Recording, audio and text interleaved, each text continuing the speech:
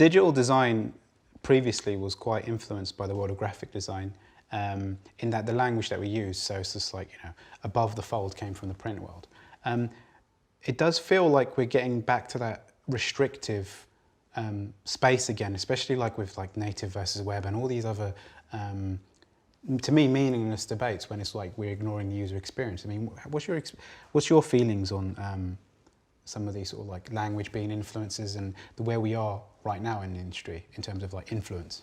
So I feel like we've gone from a world where we took our language and our inspiration from print, and that we applied those constraints to the web, to a world now where we're taking our language and our constraints from native apps and we're applying that to the web.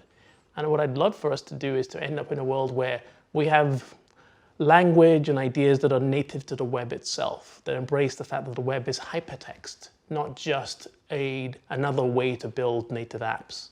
One of the projects my team works on is the Progressive Web App Directory, and we've been trying to collect a lot of people's progressive web apps and capture metrics, currently Lighthouse scores, but we have plans to bring in other metrics. And when you see a few hundred PWAs all in one place and you go through them all, you start to see common conventions. Like design patterns, UI. Exactly. Such as the hamburger menu? So the hamburger menu is a classic one where it's in there, even though most people in the native app world are looking at it and saying, well, actually, we're taking key functionality in our app and we're hiding it away from the users. And we're discovering people can't find it. And you've seen people redesign to go away from the hamburger menu. If you look at, say, the YouTube app, and we're going to interfaces that expose the functionality, make it discoverable, make it obvious. And I feel like for the web, we have to go through that same process, but it can't just be following the taillights of native. It has to be saying, if I'm building something for the web, it has to be responsive, because on the web, the same URL can be seen on a 4-inch iPhone all the way to a 30-inch monitor. And so if it doesn't respond, and Progressive Web App Directory is guilty of this, we are working on fixing it, we end up with a world where it looks fine on your phone, but on your massive desktop monitor, there's a little bit of functionality swimming in an ocean of white space. Yeah.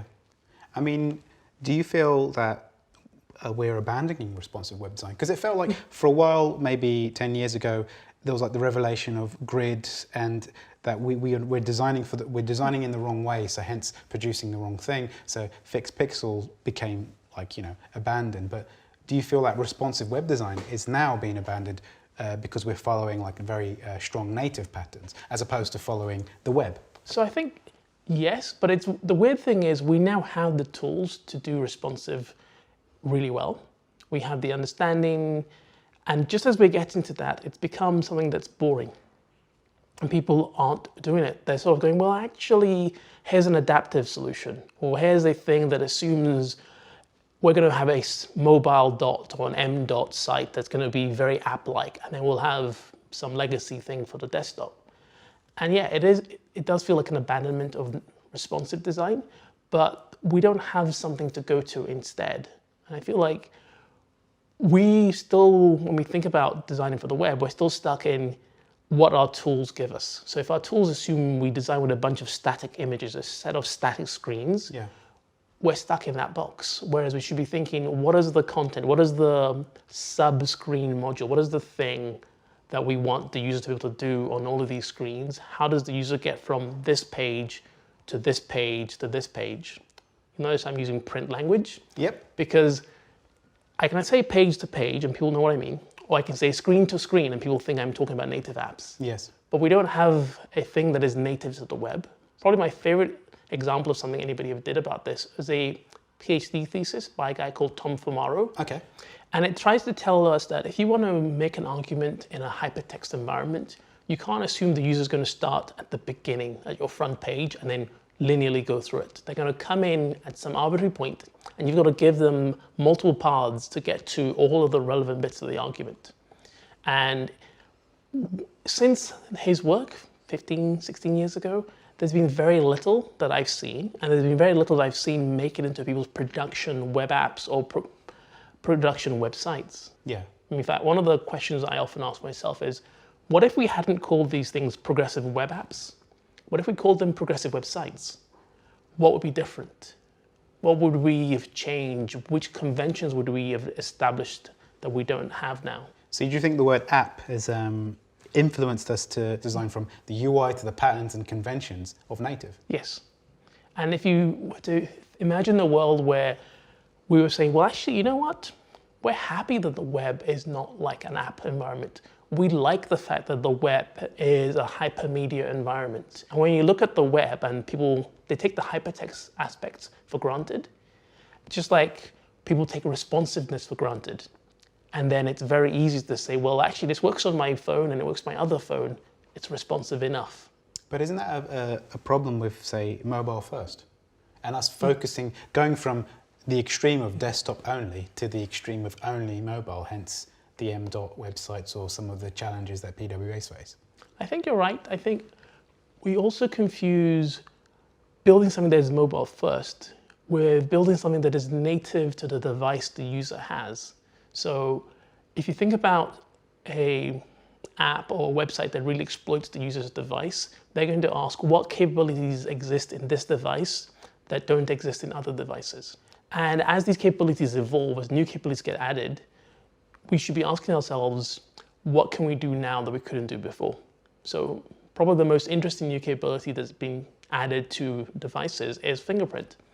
And you're seeing more and more apps say, well, actually, instead of typing your username and password, once you've logged in once, just use your fingerprint from then on, because we know it's you. Yeah. I mean, it seems like there is potentially another debate, and I've always been frustrated by, so the whole flat versus skeuomorphic or native versus web. It almost feels like native web and app web. Is that the new debate? I mean, is this possibly damaging again, like, this another, million conference talks, million videos, million books written about, the patterns? I mean, what do you think the solution is before we create another scandal? So I think a lot of people see native and web as converging. And a very long time ago, I found this wonderful Greek word, chiasmus, the idea that you have two ideas and they meet and cross over.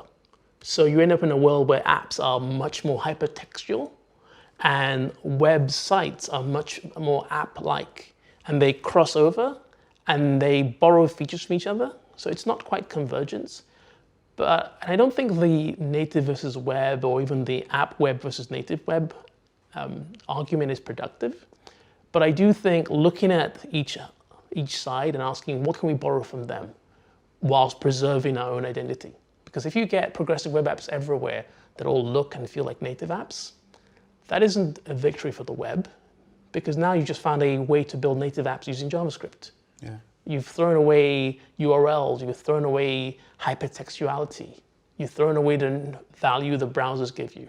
If you load your progressive web app full screen, there's no URL, there's no way to share, there's no way to browse beyond the confines of that native app without ending up in a very confused environment. At which point, couldn't you just use the native app? So we have to make sure that the web doesn't lose its soul. Yeah, because there's no point with making everything app-like if you lose your soul. Can you be a perfectly good developer without designing? Yes. Would you be a more empathetic developer if you knew more about design and aesthetic? Yes, I think you would. And I think there's nothing wrong with saying that.